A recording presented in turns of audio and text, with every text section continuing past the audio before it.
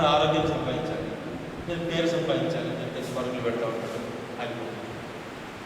అలా సృష్టి తొలినాలలో పెద్ద ఫెయిల్ అయిపోయి ఏం చేస్తుంటే ఏదో తప్పు అని చెప్పేసి తన మీద తన ధ్యానం కొనసాగించి నేను ఎవరు అనుకున్నాను తీసేస్తాను, నేను సర్వజ్ఞుని అనుకుంటాను. అంటే ఆయన ఎవ్రీథింగ్ నాకంతా తెలుసు.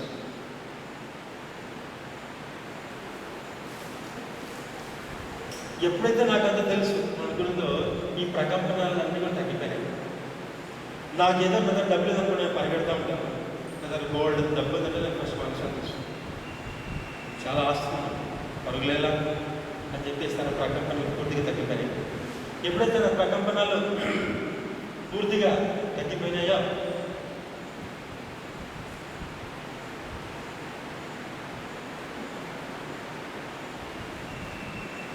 అప్పుడు ఏమైందంటే అది 6 లోకాలు 7 లోకాలను సృష్టించు.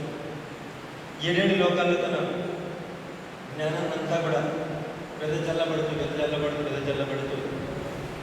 చిట్ట చివరిగా భూతలం మీద తనకు అనుభవాలన్నీ ఈ 6 లోకాలు ఈ 7 లోకాలు సంపాదించిన జ్ఞానం అంతా కూడా సంపాదించుకొని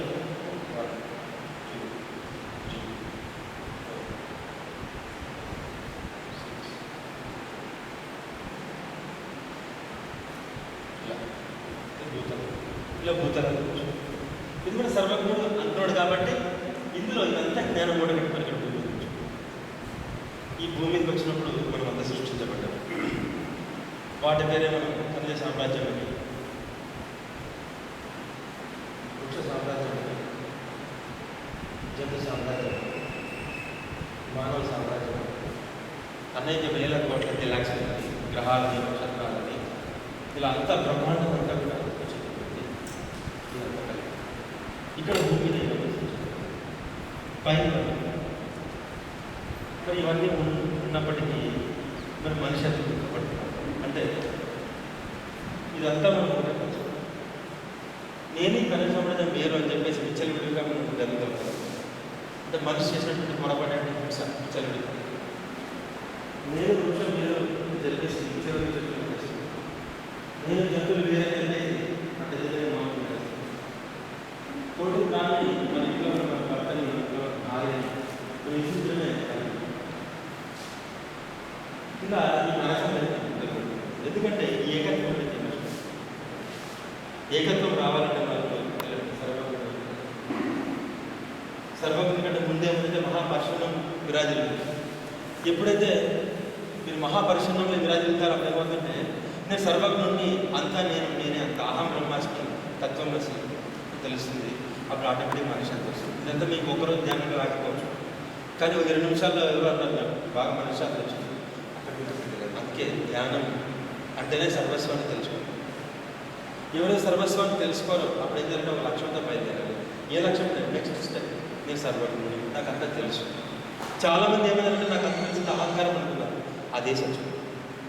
నా ఒక్కడికి అంత తెలిసి అనుకుంటే అహంకారం. నాకు అంత తెలుసు, ప్రతి ఒక్కరికి అంత తెలుసు. దట్ ఈస్ రైట్, అది సత్యం. చాలామంది పెద్దవాళ్ళు అంటుంటారు అంత తెలిసి ఉంటే అహంకారం మేము ఆగిపోవు.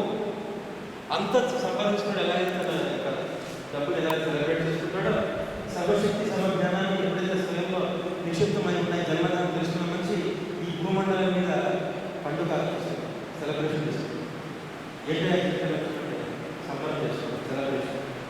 ఎందుకు సెలబ్రేషన్ రావట్లేదు అంటే నువ్వు వేరు నేను ద్వైతం. నేను పరమాత్మకు వచ్చినటువంటి అంశాలు, కానీ అంశాలు పరమాత్మ వేరు. అది మనం ఒక సముద్రం నీళ్ళు తీసుకుంటున్నాం, చేతుల్లోకి తీసుకొని ఈ నీళ్ళకి సముద్రానికి సంబంధం లేదు. అక్కడ ఏమైనా మనం పరిమితం అయిపోయాము. మన పరిమితం ఏం చేసిందంటే నా ఆత్మకి నా శరీరానికి సంబంధం లేదేమో, నా ఆత్మకి నా మనసుకు సంబంధం లేదేమో, నా ఆత్మకి నా బుద్ధికి సంబంధం లేదేమో అని చెప్పేసి ఆత్మ పూర్తిగా విస్మరించాము. ఆత్మ అంటే అర్థం ఈ సకల సృష్టి జ్ఞానం ఎక్కడైతే నిక్షిప్తమైందో దాని మీద ఇక్కడ మనం నేనన్నా ఇలా చూసుకున్నాను. దీన్ని మనం అంతర్ప్రయాణం. ఇట్ ఈస్ నాట్ జర్నీ, మీ లోపలికి జర్నీ అనిపించింది. నన్ను నేను సంపూర్ణంగా అర్థం చేసుకోవాలి. దాని పేరు భావన. అంటే భావం తత్వంగా అర్థం సంపూర్ణంగా మీకు మీరు అర్థమైంది కదా, తద్భావతి అదే మీరుగా జీవిస్తారు. అలాంటి పరిస్థితుల్లో బయట మీకు ఎదురుపడతాయి, వాటిని మీరు బయట సృష్టించుకుంటారు. ఇక్కడ ఇలా మొత్తం జ్ఞానం మనలోనే ఉంది. ఇది మీకు తెలిసిన తర్వాత స్వామి వివేకానంద లాగా మీరు గంటలకు చదవవలసిన లేదు.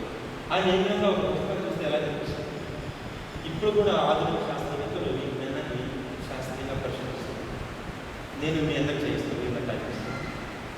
దానికి ఒక నెల పట్టచ్చు, 4 రోజులు పట్టచ్చు. ఈ కమిట్మెంట్ అంటే 6 సెకండ్లు పట్టచ్చు, ఒక 2 సెకండ్లు పట్టచ్చు. ఇవన్నీ కూడా నేటి ఆధునిక యుగంలో ప్రయోగాత్మకంగా నిర్మించబడి పాశ్చాత్యులు ఏం చేశారంటే మన వేద ఉపనిషత్తులో ఉన్నటువంటి జ్ఞానాన్ని సారా మొత్తం కూడా అలంకరించి వాళ్ళకి అప్లై చేసుకొని తిరిగి మన పుస్తకాలు కొంటాం. మనం చేసుకుంటే ఆ పుస్తకాలు చదివేసి ఇది మా జ్ఞానాన్ని సరిపించుకుంటుంది తప్ప వాటిని మన జీవితంలో అన్వయించడంలో తెలియకపోతున్నాం. అందుకే మళ్ళీ మనం వాళ్ళ మీద ఆధారపడతాం. ఇది ఎన్నాళ్ళు ఈ జీవితం ఆధారపడే బతుకు చీకటి బతుకు, స్వాధీనం బతుకు. స్వాధీనం అంటే స్వయాన్ని ఆధీనంలో పెట్టడం, స్వేచ్ఛ అంటే స్వయం ఇచ్చ, ఆత్మకి ఇచ్చ. ఆత్మకి ఇచ్చ ఏంటంటే ఈ మొత్తం సంపాదించిన జ్ఞానాన్ని ఈ భూమండలం మీద సంపూర్ణంగా వ్యక్తీకరించడం. రేపు మీకు ఎగ్జామ్ పెడతా ఉంటాడు సార్. ఈ 2 రోజులు మీరు ఏదైతే వింటారో జ్ఞానాన్ని ఆ పేపర్ మీద ఎలా అయితే మీరు వ్యక్తీకరిస్తారో అలానే సర్వజ్ఞుడైన నువ్వు ఈ భూమి మీద వ్యక్తీకరించుకోవాలని ప్రజన్మలో వస్తావు. మరి ఎక్కడో సర్వస్వాన్ని ఈ భూమి మీద వ్యక్తీకరిస్తున్నావు. వ్యక్తీకరించలేకపోవడం గల కారణం ఏంటంటే ఈ సర్వజ్ఞుడైన సంకల్పం నువ్వు మర్చిపోయావు. ఇప్పుడు శూన్యంలోకి వచ్చే కాసేపు ధ్యానం చేయలేదు, అందుకే నీకేం తెలియదు.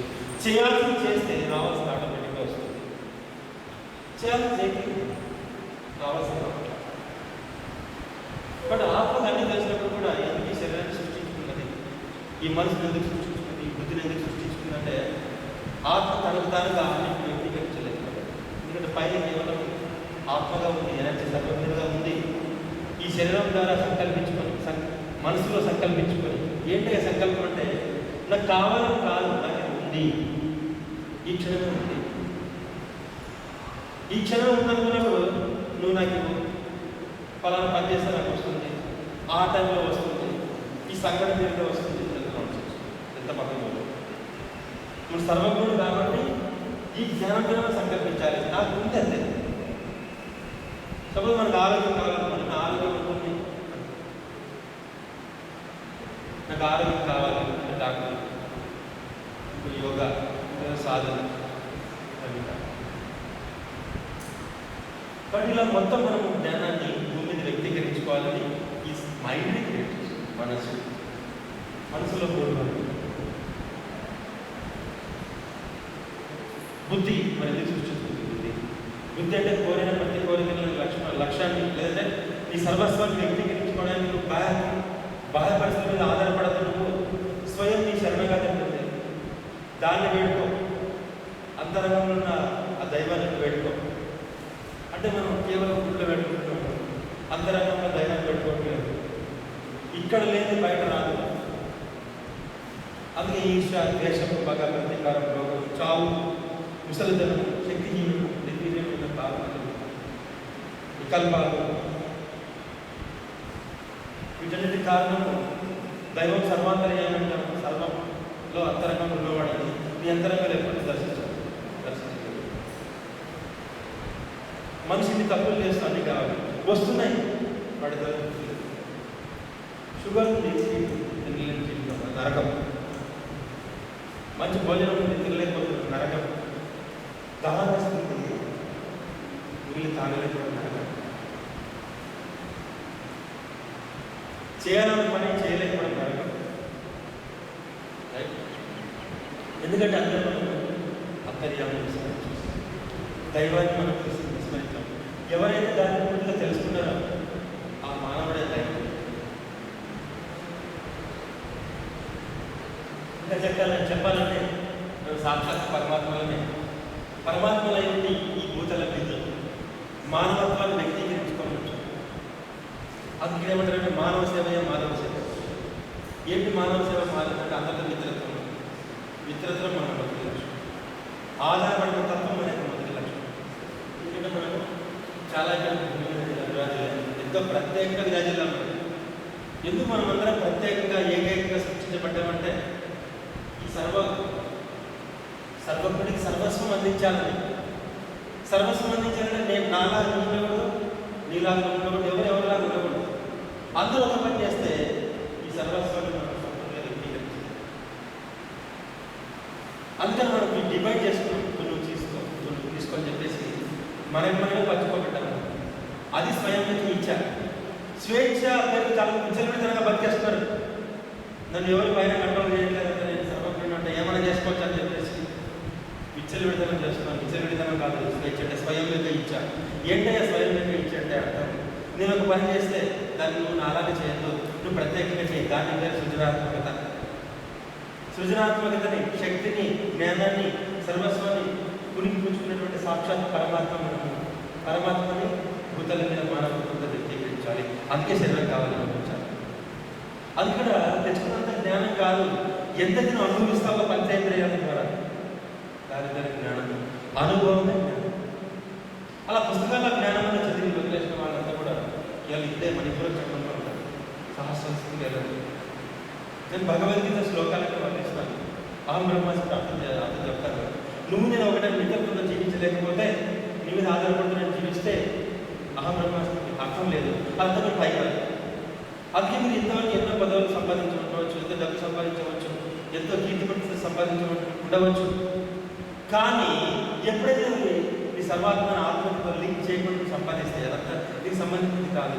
అంత మరి పెద్దవాళ్ళు ఉంటారు. ఎంత సంపాదించే పరిస్థితి నీకు ఎంత పరిస్థితి కీర్తి పరిస్థితులు వచ్చినా ఇక్కడ వదిలేసేద్దావు. నువ్వు ఎంత మంచి చేసినా సరే వీటితో అవన్నీ ఇక్కడ వదిలేసిపోతావు. మరి అవి చేయకూడదే చేయాలి. ఎలా చేయాలంటే ఉదాహరణకి శరీరానికి ఆరోగ్యం కావాలనుకోండి, ఆత్మని అడగండి. ఆత్మశక్తి ఎప్పుడైతే మీ శరీరానికి ఉపయోగపడుతుందో అప్పుడు ఏమవుతుందంటే మీరు ఆత్మలో తెలుస్తుంది. ఆరోగ్యమైన అనుభవం అనేది పైలో కనిపిస్తుంది. అది నువ్వు సంపాదించుకున్నటువంటి మొత్తం. అలా సంపాదించుకున్నాడు ఆంజనేయ స్వామి. తనకు ఆత్మశక్తి మొత్తం శరీరానికి విడుదలనిచ్చాడు. అతను చావలేదు. మహావతార బాబాజీ హిమాలయాల్లో ఇప్పటికీ జీవిస్తున్నాడు. 2000 సంవత్సరాలుగా హిమాలయాల్లో ఎంతోమంది యోగులు ఇప్పటికీ శరీరంతో జీవిస్తున్నారు. ఎందుకంటే వాళ్ళ యొక్క సంపూర్ణమైన ఆత్మశక్తిని ఈ శరీరానికి వినియోగించారు. నేను ఆత్మ, నేను శరీరం వేరు కాదు అటువంటి ఏకత్వంతో మనసులో వికల్పాలన్నీ నిర్వీర్యమైపోతాయి. ఎప్పుడైతే ఆత్మను గమనిస్తామో వికల్పాలన్నీ పోయి కేవలం సంకల్పాలన్నీ నెరవేరుతాయి. అప్పుడేమైతే ప్రతి సంకల్పం శరీరంతో నెరవేరుతుంది. అప్పుడు ఏమవుతుందంటే ఆ సంకల్పంతో వచ్చినటువంటి జ్ఞానాన్ని పైలోకంలో తీసుకెళ్తాము. అంటే మన దివ్య మనసు బుద్ధితో ఎన్నో మంచి పని చేయాలనుకుంటాం. చెయ్యి అర్హత ఉన్నవాడు మంచి చేయంటాం. ఏం అర్హత నీకు తెలియదు. కానీ ఆత్మనికి తెలుసు. ఎందుకంటే ఈ ఆత్మ అందరిలో కాదు. అప్పుడు ఎవరికి మంచి చేస్తే ఈ ఆత్మ గుర్తుపడుతుందో, శాంతి అనుభవిస్తుందో, అప్పుడు ఈ ఆత్మ మీద ఒక మంచి చేసినప్పుడు ఆ అనుభవం జ్ఞానం నీలో విస్తృతమవుతుంది. దాన్నే ఈ భూతల మీద మానవత్వాన్ని వ్యక్తీకరించుకోవడం నీ దైవత్వంతో. దాని పేరు ఎగ్లైట్మెంట్ అంటే అదే. దాని పేరు ముక్తి, దాని పేరు మోక్షం, దాని పేరు కైవల్యం. అందుకే ఏం చేయాలంటే నారాయణపతి నాటకంలో అన్నమాచార్యులు చెప్పాడు, 6 పట్టణములు దాటిన బ్రహ్మరంధ్రం అనే బాట కలదు. బాట వెంట నడుమ పరమపద సోపానం లేదు. పరమపద సోపంలో ఎన్ని అడ్డంకులు వస్తాయో 6 పట్టణములు అంటే 6 చక్రాలు దాటాలి. ఒక్కొక్క చక్రంలో ఒక్కొక్క రకం ఉంటుంది మన పరిస్థితి. అవి ఏం చెప్తున్నాం ఈరోజు మనకు సింపుల్గా బ్రేక్ గురించి చెప్తుంది ఎలా మనం సంకల్పించుకోవాలి. ఎందుకంటే ఏది నువ్వు చేయాలన్నా సరే ఒక డ్రైవర్ కావాలి, ఆత్మను సరైన దిశలో పెట్టాలి, సరైన ఆలోచన కావాలి. ఆ ఆలోచన ఏ విధంగా మనం పొరపాటు చేస్తుంది అర్థం చేసుకోవాలి. ఇక్కడ మనకు బ్రెయిన్ డయాగ్రామ్ కనిపిస్తుంది. మానవుని మెదడు చిత్రపటం ఇక్కడ పైన పసుపురంగా కనిపిస్తుంది. దాని ఏమంటే చిత్తము.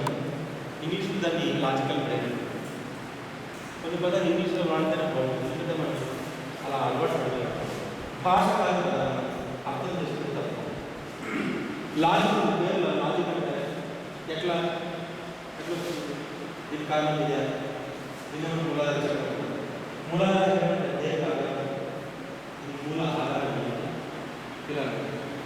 కానీ లాజికల్లో ఏం చేస్తుంటే ఎప్పుడు కూడా వికల్పాలు సంకల్పాలు కలిపి చేస్తాం.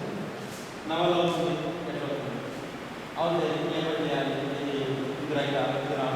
ఇది అల్లగమ్మ ఇది అల్లగమ్మ, నేను స్త్రీని, ఇది పురుషుడిని, నువ్వు వేరు నేను